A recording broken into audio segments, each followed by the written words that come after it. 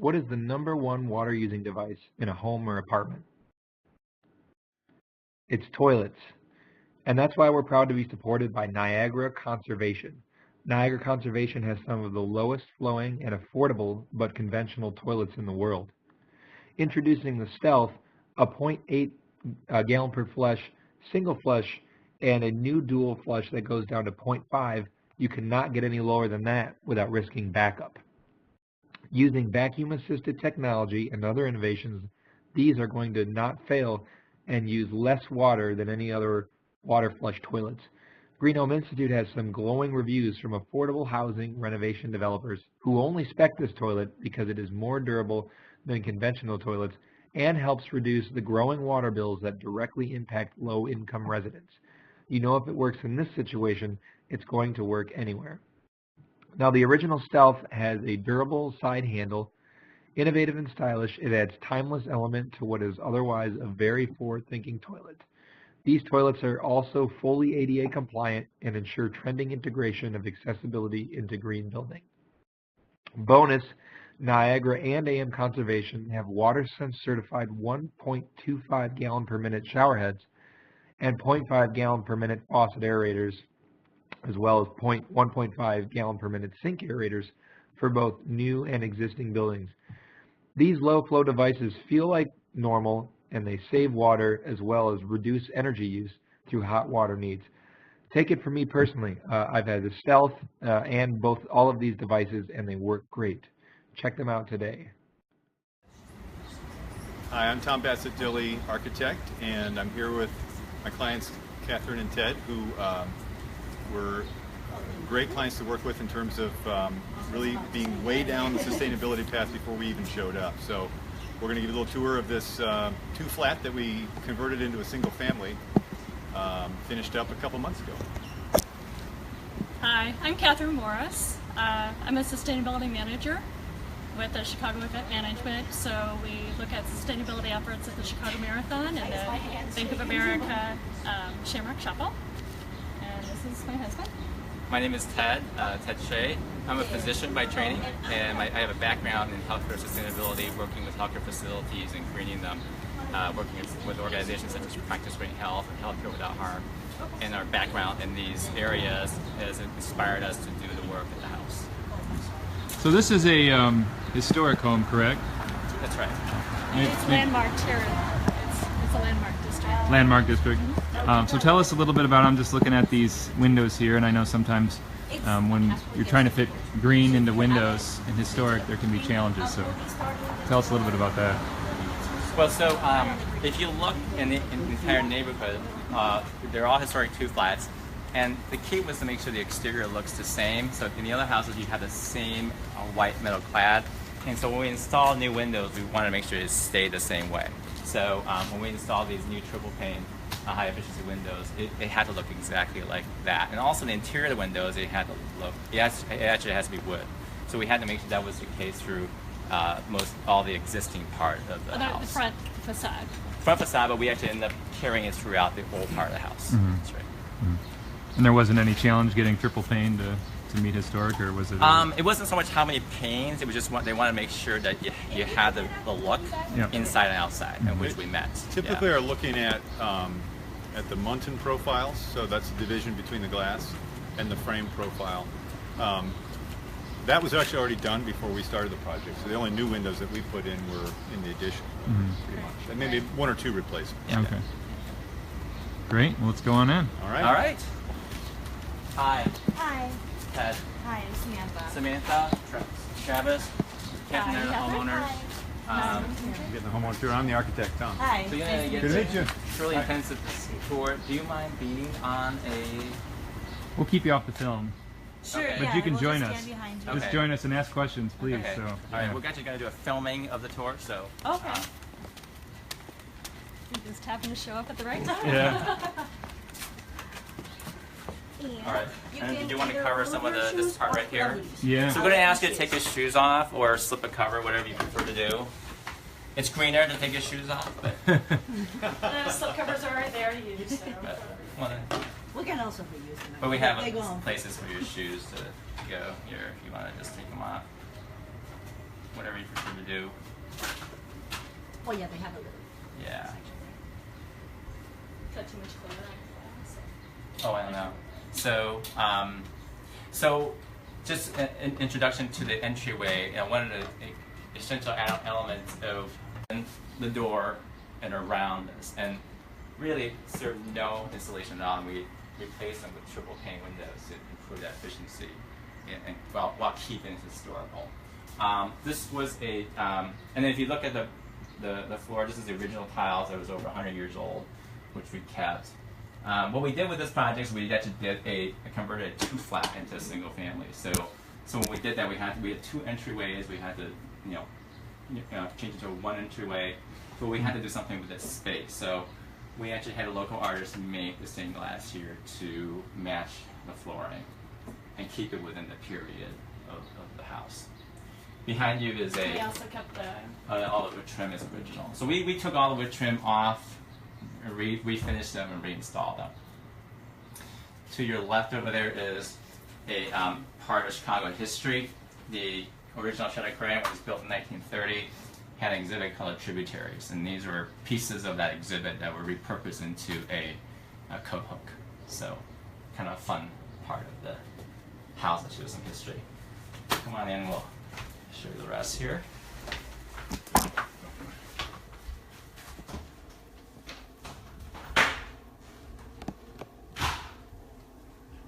So this was a 2-flat. This was the rental floor, and then they were living upstairs. Classic Chicago layout with bedrooms on this side, kitchen in the back, and it was a little bit cramped. The decision was made early on to gut it. So that means taking off all the interior finished surfaces of the walls to get it gutted. So that means taking off all the interior finished surfaces of the walls to get a continuous thermal envelope. That's why you use the spray foam. It basically air seals it, and it's a really high level of efficiency. So that we did, and then bumped everything in and put the trim back on and tried to make it look, did make it look really like, you can't really tell the wall got thicker.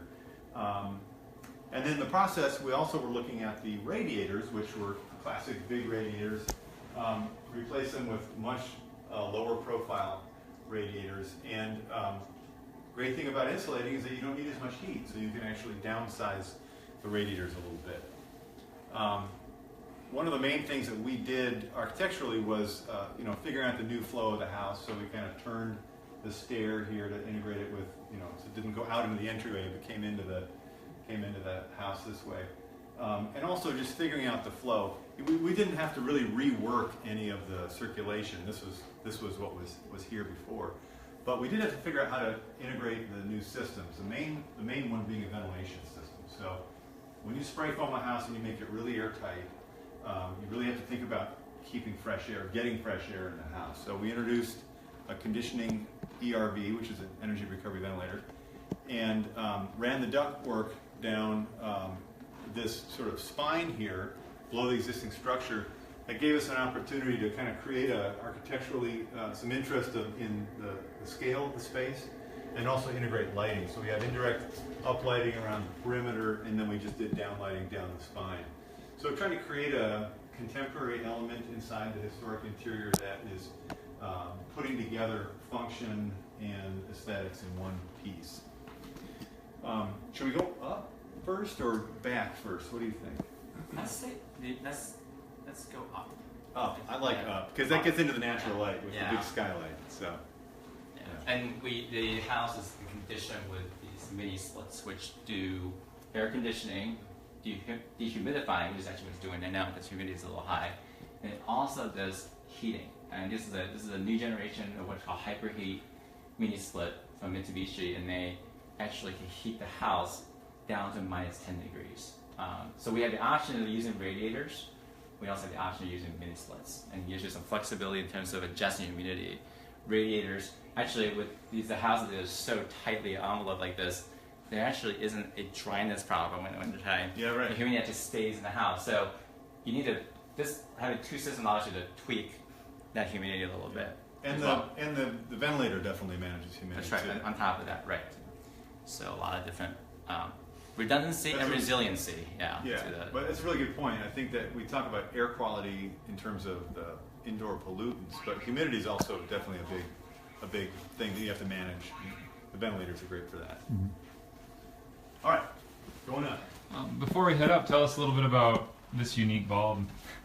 So, we have a number of different lighting systems going on. In the stairways, we install motion sensor bulbs, and we have actually several different types of motion sensor bulbs.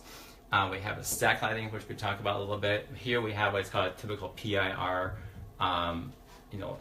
light bulb. So it just senses your motion when you go through it, and it only comes on when you sense its motion. As you move up the stairway, there's another light fixture. It's basically a conventional light fixture. There's nothing fancy about it. A light bulb, though, is one of these newer generation motion sensor bulbs. It looks just like a standard LED bulb, but it only comes on when it is dark and only when there's motion. And it only lasts a minute. So it's a perfect light bulb for using it in a hallway like this.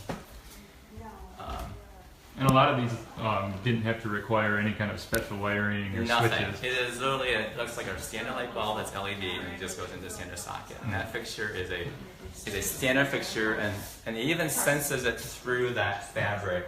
In fact, I actually had the same bulb in the stairway down to the basement with actually glass covering, and it still works. It's a pretty cool. Pretty cool I'm technology. really excited by the smart technology stuff. I mean, between stack lighting and the demand controlled ventilation, I mean, it's just getting more. The buildings are getting more responsive to us as users, and you just feel like it's working for you, kind of thing. So should we talk about the stack lighting while we're up here, or? Sure, but since we just came up with the skylight, I do want to say that as a designer, one of my big goals is to try to create connections to nature in any way I can, because it used to be we spent all our time, 100 years ago we were about 80% urban or rural society, so people spend a lot of time outdoors. It's good for you to be outdoors. Now we spend like 90% of our time indoors, and we're over 50% urban society. So the skylight was just one of those ways to try to bring some natural light in and give you a view to the sky and just connect you somehow to the outdoors. And of course that light comes down, illuminates the space that, the space of the stairway, and kind of gives you this kind of light feeling. Really changed the feel of the house to me quite a bit. And gives us the energy to work out. Yeah, that's right. Yeah. Well, the other thing that it does is it really eliminates the need to light the second floor during the day. And so that affects how you change your lighting. So one of the problems with installing LEDs around the house is you have to think about the color of the LED. So my thinking was, if you're only going to turn it on at night, then you need it to be warm. So you pick a warm color for all your sort of conventional LEDs, which are found throughout these areas, which are rarely used. Now, on the other hand, over here on the hallway, we have what's called stack lighting. And stack lighting has a number of features that are really well advanced all the other products out there. So it has a feature called circadian rhythm lighting. So what it does is it adjusts the color of the lighting based on time of day. So during the daytime, it's very white, and then as it gets in the evening, it kind of starts to turn into more of a yellow lighting. And it helps you kind of get ready for bed effectively. It doesn't simulate that kind of a problem for you. And that's one of the problems that LED lighting is now solved with this type of lighting automatically without having to think about it. And the other nice thing about this lighting system is something that I sort of learned from the healthcare industry, and it is ambient light sensor. So it has ambient light sensor. It picks up on how much ambient light is there, and it dials down the amount of intensity of the light, so you use less energy. And that's in the commercial industry, this is something that's kind of being brought in for energy savings, and this lighting system has it for your home. The other nice feature about this is motion sensing. So they only come on. You can program so they only come down when you're there, and it goes off when you're not there. And it also has a night light feature, so that at night it can literally just glow enough. Yeah. If you get up to go to the bathroom at night, it doesn't like wake you up and shock you. You just kind of get this glow to the bathroom, and you can go right back to bed. Yeah. So there's a kind That's of cool. Basically, there's a little hub that wirelessly speaks to the bulbs, and then the lamps. I think when we got our first kit, the hub and the lamps were about $200 total between 3 lamps and the hub, and I think it's about $30 for an additional. Yeah, I think the price for the set has gone down now. Oh, cool. Yeah, so the not bulbs are about $30, $40. Yeah, and they'll last probably 30,000 hours, something like that. So yeah, it's not super expensive, but it's a really nice effect. Well, now that I've been living with it for a while at my office, it really it's a surprisingly noticeable when you get the color shift going on. How it makes you. It's called Stack. Stack Stack yeah. Stack Lighting. It's a fairly small company. We have it installed in all the areas we spend a lot of time in, the offices, our son's bedroom, kitchen, family room, just areas we do most of our time, so that we benefit from that. So the sort of cost effectiveness of putting that in based on, where we use it most. Mm-hmm. Yeah. Did you point out the repurpose, yeah. So we do as much repurposing as possible when we tore the house down. City of Chicago doesn't allow us to reuse structural components. But this is not a structural piece, but it's sort of a artistic kind of piece that Tom came up with. So we decided to repurpose some of the old beams to give it that character, that historic element. And as you can see, again, like all the woodwork that we had here were salvaged and reused throughout the house. Mm-hmm. So it's mostly bedrooms up here, with a couple of office spaces front and back. And the workout zone. Play zone, yes. Yeah. Yeah, so this area we weren't sure what we wanted to do with, and it's still kind of growing organically, and then as you can see, my son's taking it over. Yeah. Great. My son now has 2 drum sets. So one's upstairs, one's in the basement. You can keep both of those. Yeah. So we could probably talk a little bit about the bathroom while we're here. So the bathroom features a lot of the water efficiency aspect. Water, one of the pillars of GreenStar certification. All the sink faucets are WaterSense certified. This one is 1.5 liters per minute. This one is a Niagara style toilet. It is beyond WaterSense certification. WaterSense certification is 1.2 gallons per flush. This one is 0.8 gallons per flush, and this is a single flush model. We have a dual flush model downstairs. We show you that's even better performance. And these are readily available. Home Depot, dirt cheap, comes complete. It's a simple decision to get something like this. They flush really well. That's the really beauty of it. And it's just so little water and it flushes better than really anything out there in the market. You can't lose. And that's 1.6 is the conventional, right? So that's right. 1.6 conventional. WaterSense is 1.2. This is 0.8. Wow. Yeah, it's pretty amazing. If you also notice, all the fixtures we use are none of them are chrome, and there's no chrome throughout the house. And part of the concern about chrome is just the chrome plating is such a toxic process, and we are concerned about materials, which is another pillar with GreenStar certification. And the shower heads are also WaterSense certified as well. And so and now one of the nice things about this bathroom is this bathroom configuration is similar to what it was before. There was a huge radiator here. We were able to downsize it with the increased efficiency, and we decided to use this low, sort of thin profile. It doesn't even look like a radiator. And it is actually a towel warmer radiator, which we just love. And we came across these in our travels in Switzerland, and we said, I'm getting one of those for my house. So here it is. And we can do it now because the house is so much more efficient. Right. Yeah. So.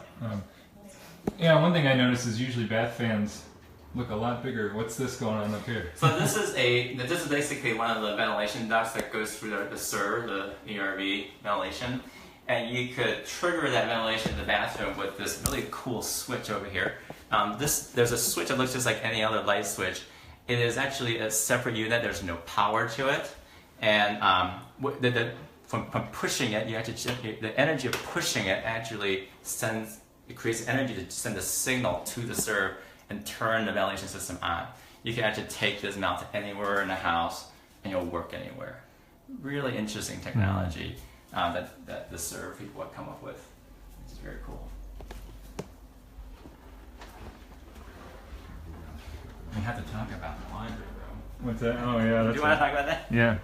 Okay, so we'll give the guys a chance to look at that, I guess.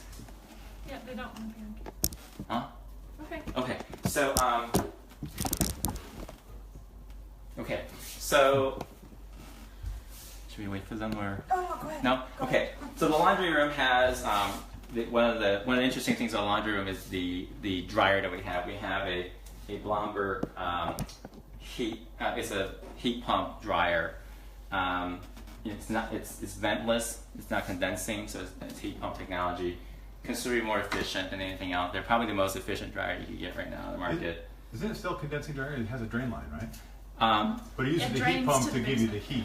Yeah. Not just a straight electric heat. Correct. Yeah.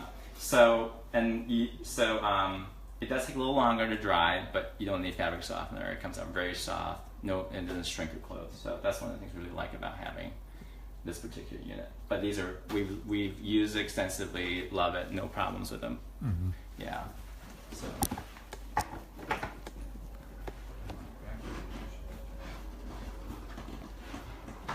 So these we put these sort of light emitting blinds to illustrate one of the layers. All the blinds here have two blinds. These are the light emitting, so privacy blinds we call it.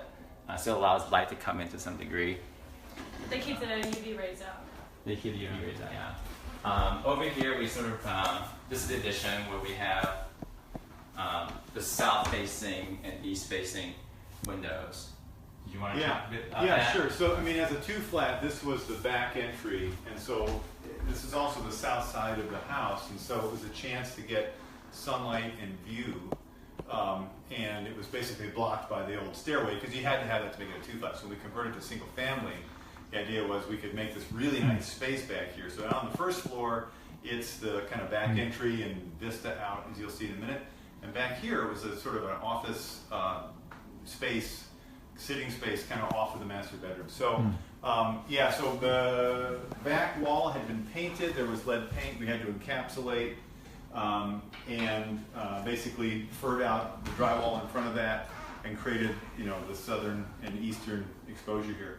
So, just a couple things about passive design. We've got overhangs on these south windows. You can see right now we're not getting sunlight, not getting heat coming in.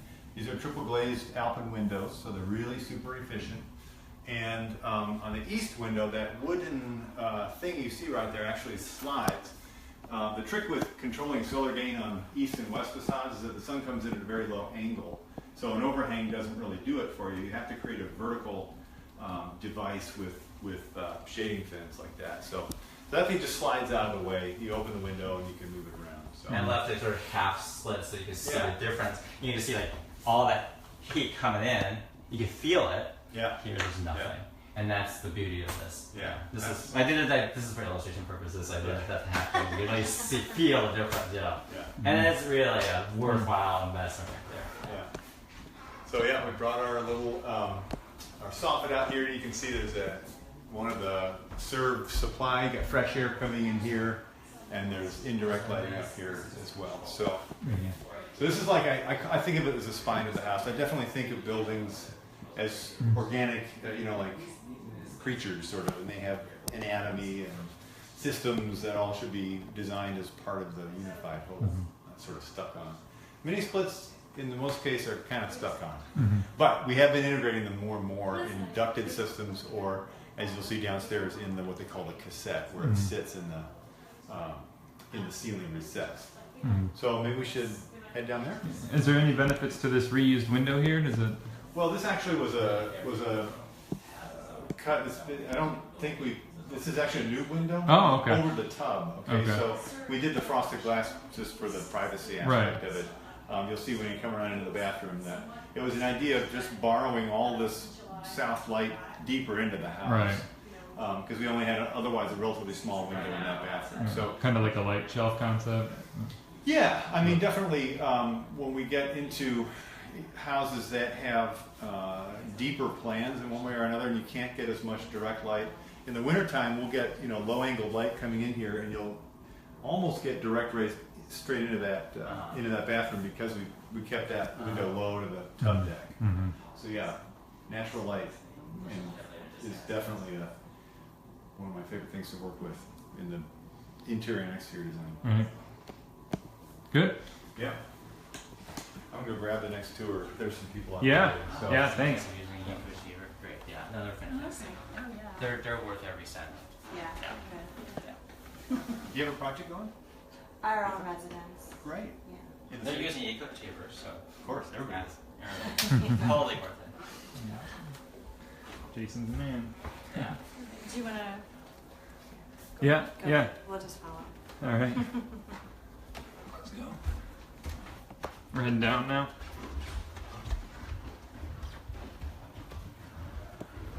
And we can go to the bathroom downstairs. Downstairs, Yeah. yeah, we'll go to the bathroom downstairs. Yeah, I heard. Great. I think Barbara is here. Yeah. Barbara. Okay, cool. Yeah. I can help move this down if you want. Okay. It's taken up your. Oh, hi.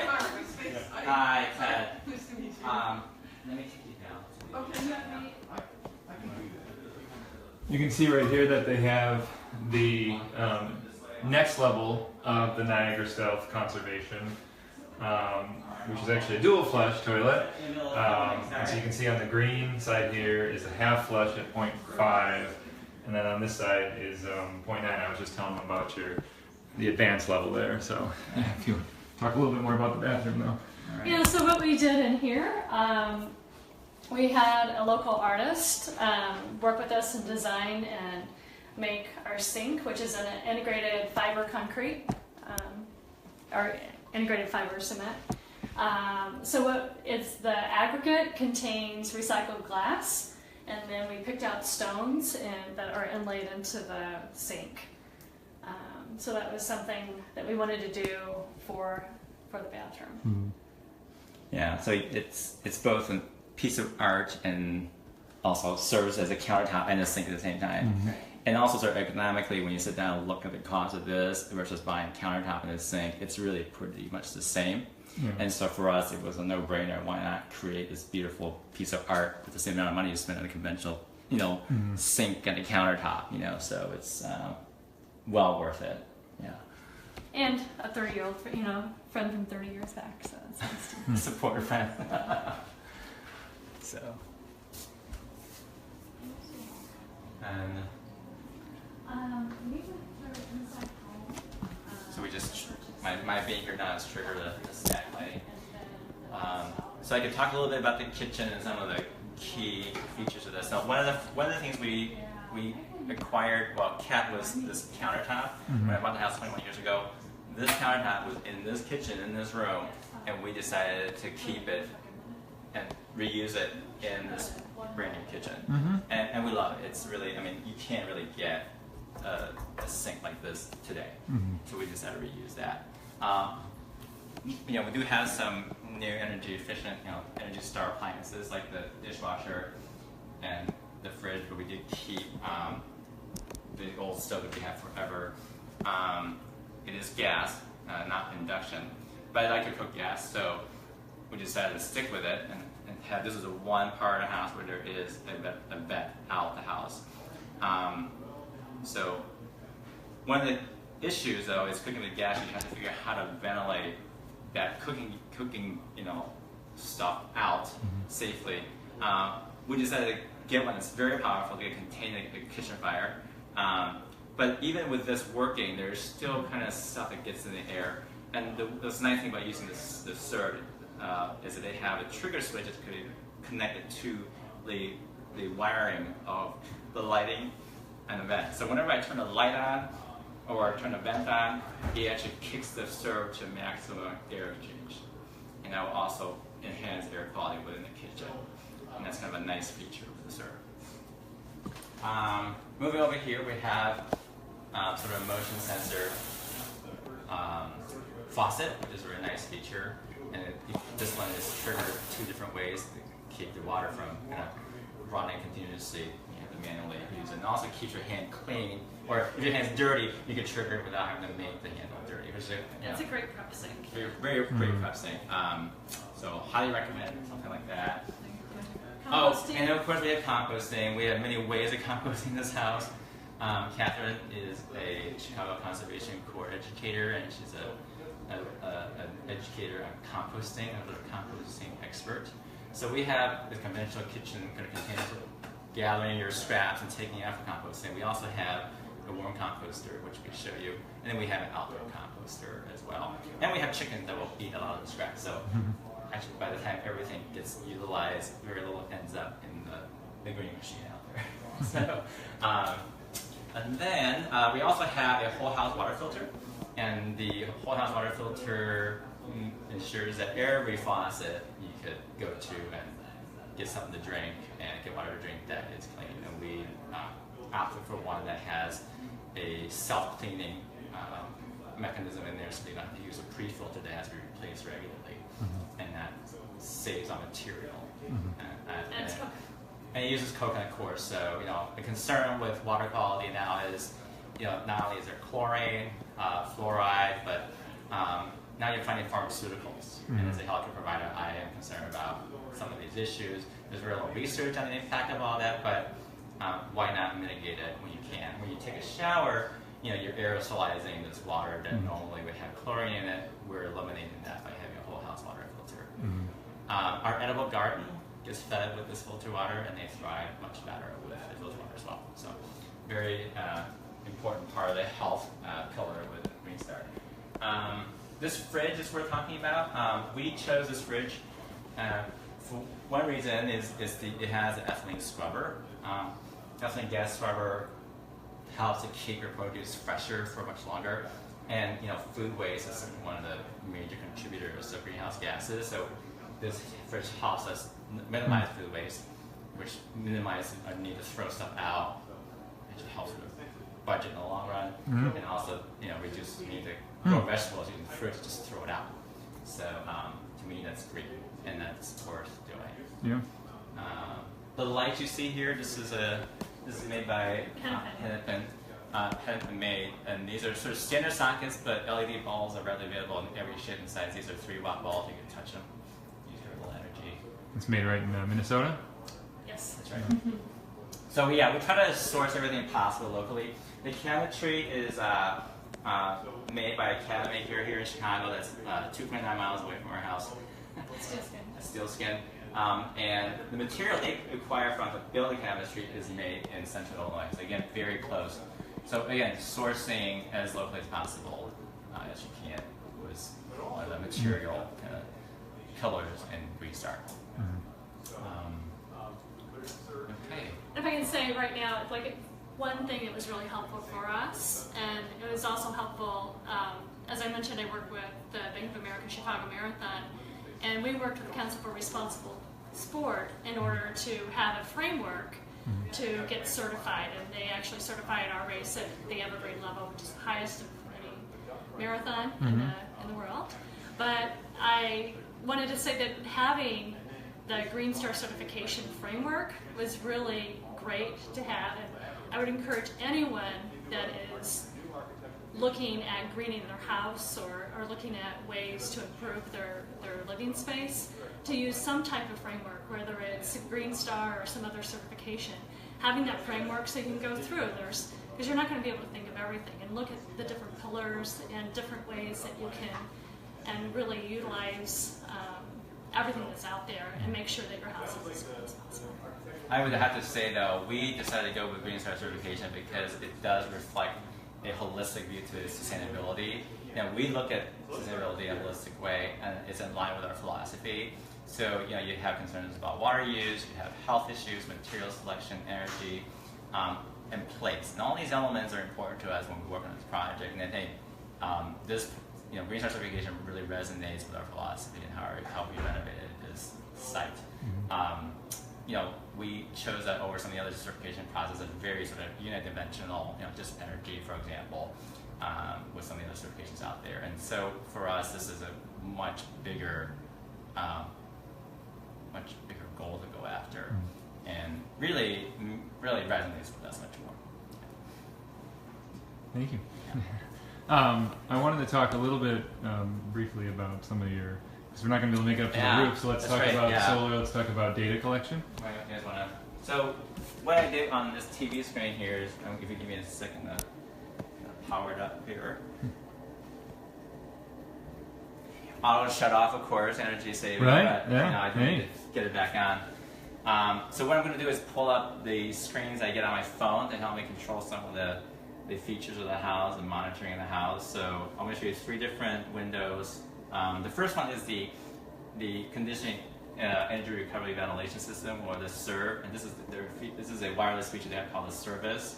It allows you to monitor on your phone the where your house is at. So right now, the average inside temperature is 70 degrees Fahrenheit, 55% humidity, which is healthy. Outside temperature and humidity, and then where we are as far as the CO2 level and VOC levels. And I tend to set that you can program the set point for where your target is for CO2 and VOC. I tend to set it pretty low. For new construction, you tend to off gas a lot, regardless of how green you do it. And so, the system will monitor it and continue to ventilate as much as you need to keep those levels low. And keeping your CO2 level low will help with your mental functioning. You'll be more energetic. VOC, affects your sort of other kinds of health issues, respiratory and other immune system issues that you may encounter from breathing high VOCs. And this system really keeps this house healthy. Even yesterday, all day, of people coming in and out, this system was able to keep up and keep the air quality at an optimal level. So that's a nice feature of the SERV. And there are all kinds of different features we'll go into with the SERV through the service function to manipulate the system, which is pretty cool. Next, we're just going to show you our photovoltaic system. We have a dashboard that's available to the world. Anybody can look at how our solar system is performing. There's a picture of our solar panels.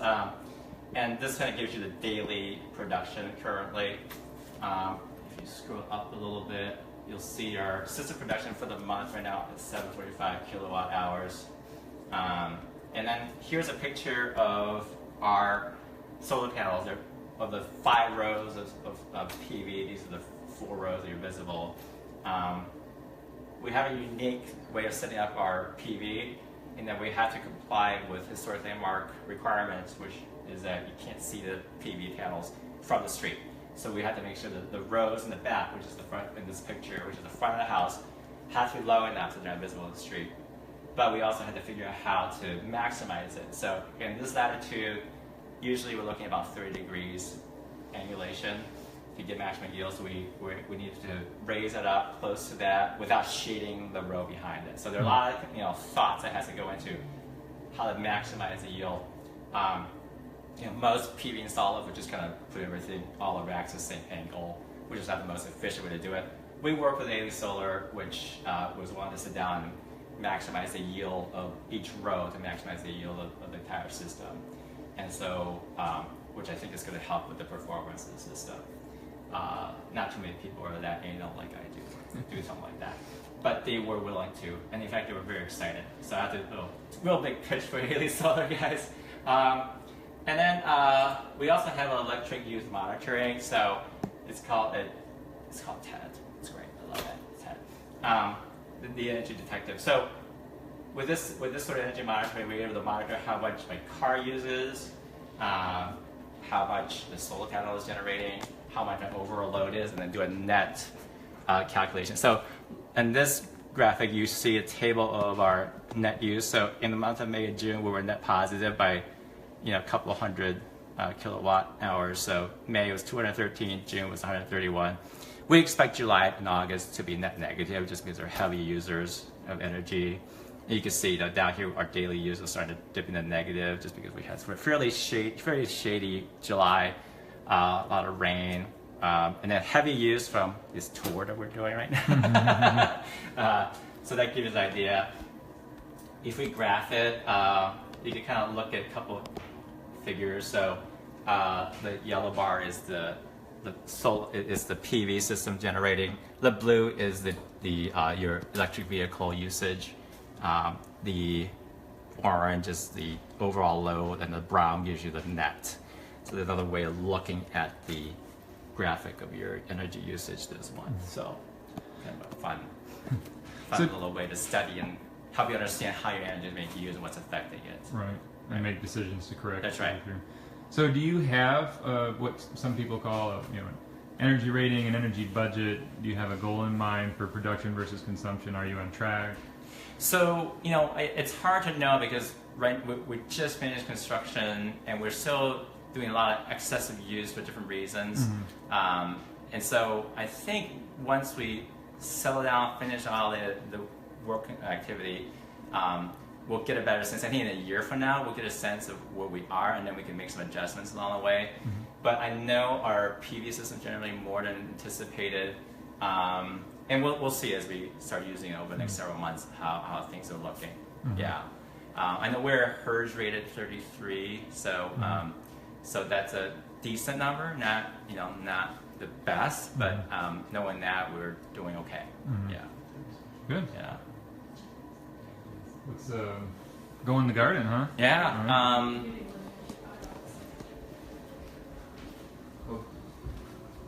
Stop into the mudroom here real quick and.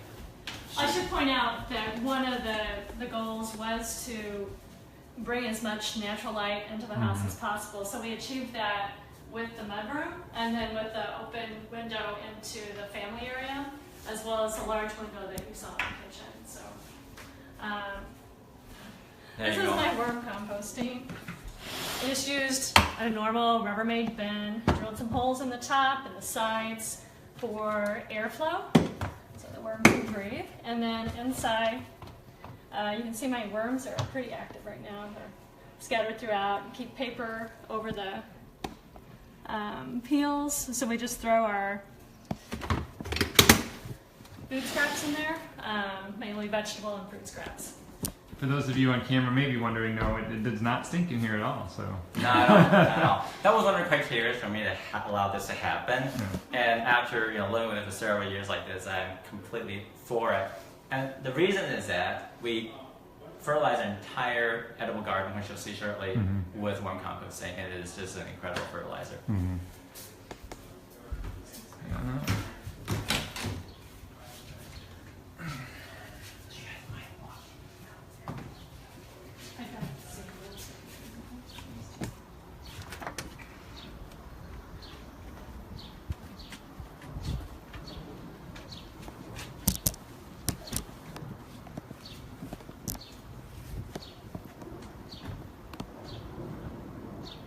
what are we looking at?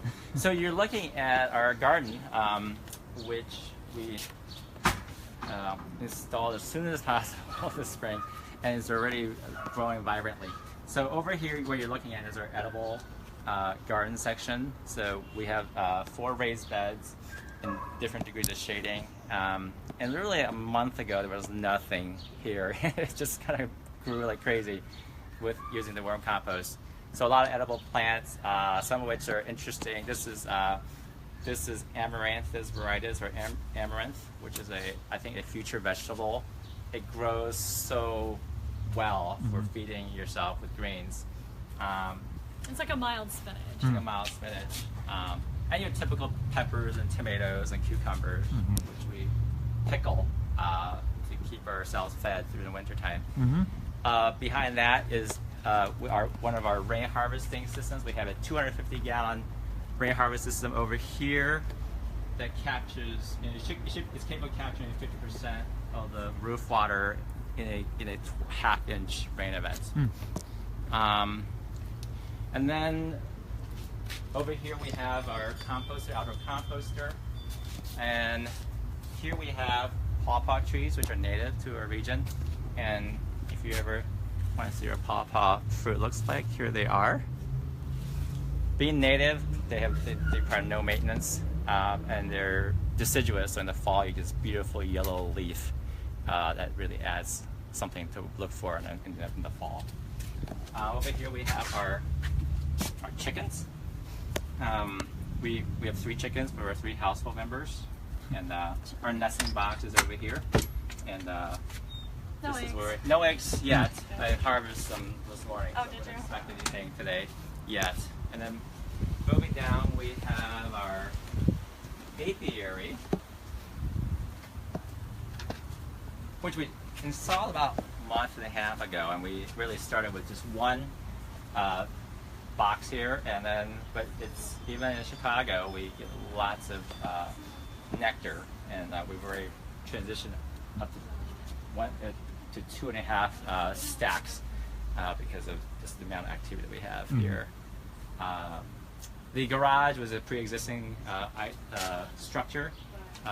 This is not part of renovation, but we do have an EV charging inside the garage here. don't really work down well. Broccoli, they don't really like.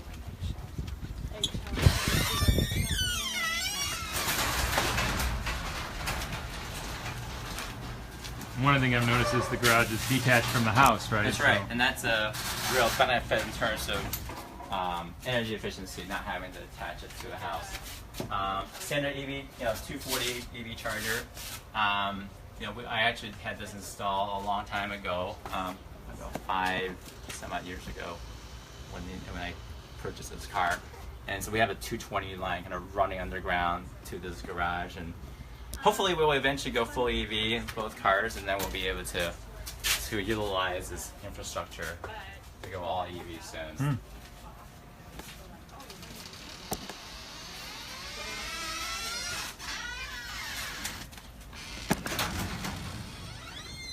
Oh, we feed the chickens?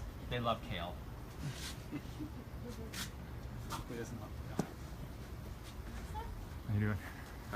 Hi, I'm Mark Levine. I'm one of your guests. Yeah, nice to meet you. Could I just get your password so I can log on?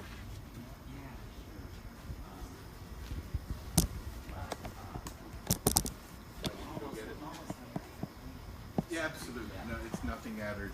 Okay, anyway. I'll give But you a how, picture. how beautifully done. And we have about 2.5 acres. Yeah. And so it's not so tidy, but this is beautifully done for an urban setting. Wonderful. Thank you.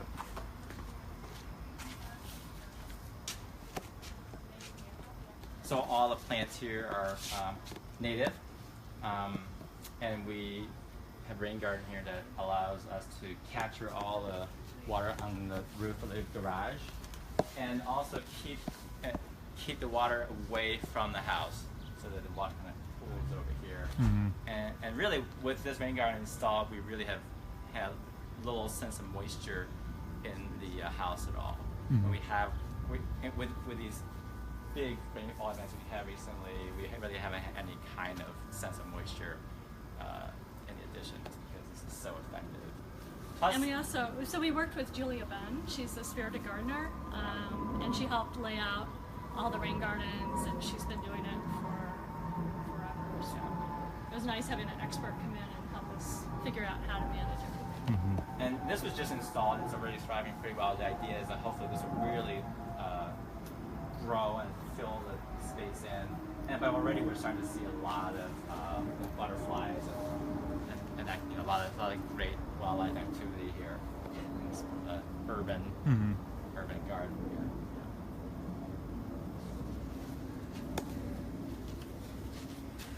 I think I got most of the siding there on the sides. And this is brand new, and then there's the existing brick, right? Yeah, so this is brand new over here to the left. Oh. This corner here is actually part of the existing, but we use the hardy siding to give a sense of connection, sort of transition into the new. Even though really, this is actually old, Okay. and that's new. But we didn't want to just kind of have a look like the new started here. It would look kind of odd, and this old stack here created a nice point of bringing in that newness. Yeah. Yeah. So we ended up doing the siding from there. We go down to the mechanicals briefly. Sure. But before, did you want to talk about I want to talk to you about the bentonite injection we have. Oh. So one of the interesting things about these old houses is working with the climate change issues. And when I bought the house 27 years ago, we really didn't have any seepage issues or flooding issues. In the last several years, we're getting very frequent heavy rains, and all the houses in our area are experiencing seepage. A lot of it is just the foundation walls. And the typical solution is to dig everything up, throw in sort of some kind of petroleum product, tar, cover it up, put everything back in. Incredibly expensive. We kept researching and found a method of solving that problem using bentonite clay injection. And so we use a company called Great Lakes Waterproofing. They actually help do this in a very cost-effective manner. If you come over here, you'll see where these injections are done. So you don't have to rip any concrete out. They drill little holes. These are little holes right here. And then they shove this tube with these sort of proprietary holes, and the bentonite gets injected, and it fills along the walls underground to seal the outer perimeter of the house. So we did that throughout the entire part of the old part of the house. In the newer part of the house, we use a bentonite membrane material that keeps the water out that way. Bentonite really is it's a natural substance, not toxic, an extremely cost-effective solution for old houses that have water problems. Great. Thanks for bringing that up.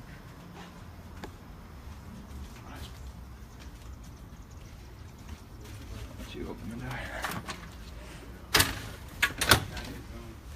Tell everybody it is burning up outside, but it's so nice in here. So the next part we're going to do is the mechanical room. It's an optional part of the tour if you guys are interested. There you go. Is it a highlight for you? We're going down. Okay.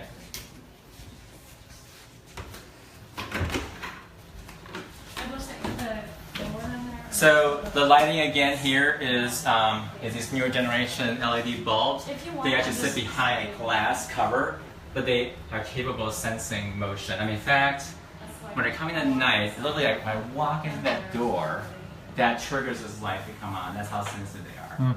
Very different from the PIR technology that's out there for most motion sensor lights. And so this is actually a separate, eventually a separate unit that we're walking in, right? Well, this is the utility room, and then behind that door is a separate unit where we actually guests just moving in right now. Yeah. So, Okay. So we won't disturb them. So this is our utility room that features some of the efficiency technology. So this is a solar hot water system, and we utilize Solar Service as sort of the premier solar hot water company for installing these. So we use a radiant fluid to pump up to the collector, collect the heat, bring it down, and heat this 80-gallon tank. Now, and this is a backup conventional hot water heater, and it's a standard gas hot water heater here. And then so when you use your hot water, this hot water, which is now around over 140 degrees, solar panel comes in here, tells this guy not to do anything. So this is really not active except when you don't have a lot of sun for days. Then it goes and feeds your hot water. We also have a pump that recirculates the hot water, and it has a timer in it. You can program it when you want it to the, I think, half hour. So we could do the circulation only when we want it, when we're going to use the hot water. This is particularly useful for the shower. So you don't want to turn the shower and wait forever and then run all that water and waste it. This is sort of a water saving efficiency feature there. This is a 94% efficient boiler. This feeds the radiators and the radiant floor heat we have in the addition to the house. Over here we have the serve, and this is sort of this display, which actually can be installed anywhere in the house. We just happen to put it here just because I kind of don't want this. You get the somewhere else in information house. digitally, right? Yeah, I could get it digitally, and if I want to come down here, I could look at it while I'm here. And so the fresh air comes down, and then the exhaust goes that way. And there are two MERV 13 filters in here. So very, very efficient filtration system to keep the air healthy. It filters air coming in here, and then this is a recirculation filter that keeps the dust inside the house filter as it recirculates through the house. Great. And this is your whole house water filter? That's right. So we chose this particular. This is a whole house water filter we chose for a number of reasons. When we look at whole house water filters, almost all of them require a pre-filter that needs to be replaced regularly. We chose this one because it has a flushing system in there that eliminates the need for a pre-filter. And for us, since we're so much more efficient with water use, some of the people are concerned about using water to flush out the system. Well, and we use so little that I'm not too concerned about that. So But what's nice about it is it's maintenance free. You just program it, it just keeps going. You know, it has about an 8 to 10 year lifespan. So really nice addition to. And probably if you have lower flow devices, brings its life even longer, right? That's right. Doesn't That's wear right. out. Yeah, yeah. It's basically something like 100,000 gallons of water that you can filter through before you need to change the filter. So you basically put it in and you don't think about it until you're in a different generation. You know, it's great. Yeah.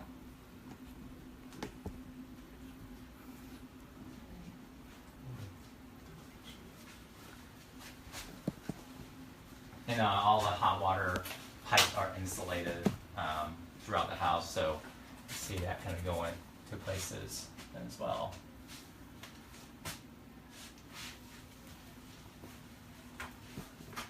This is our inverter. This is what it's connected to our PV, and you know, it sends signal. It's actually Ethernet connected over there. So that's how I get the data from my inverter. And that's the Ethernet connection right there for. So I had to make sure I run the Ethernet cable down here so I could connect it in. One of the considerations for doing that.